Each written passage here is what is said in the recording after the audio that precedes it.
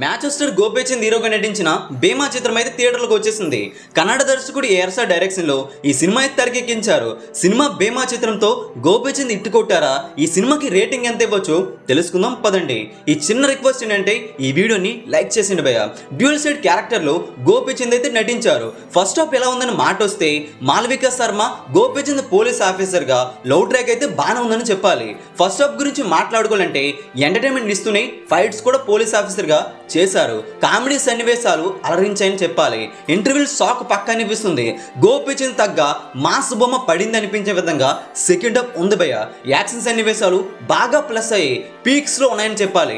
సాధారణ సినీ ప్రేక్షకుడు సైతం పూనకాలు తెప్పించే విధంగా సెకండ్ హాఫ్ అయితే ఆకట్టుకుంటుంది, నో డౌట్. బీజిఎం అయితే రవి బోసర్ అందించగా వేరే లెవెల్లో ఇచ్చారని చెప్పాలి. బీజిఎం కూడా ఈ సినిమాకి బాగా హైలైట్ అవుతుంది. పరశురాముడిగా సెకండ్ హాఫ్ లో సర్ప్రైజింగ్ రోల్ గోపీచంద్ నటన అయితే పూనకాలు ఖాయం. పరశురాముడి పాత్ర గోపీచంద్ కి అయితే బాగా సెట్ అయింది కూడా.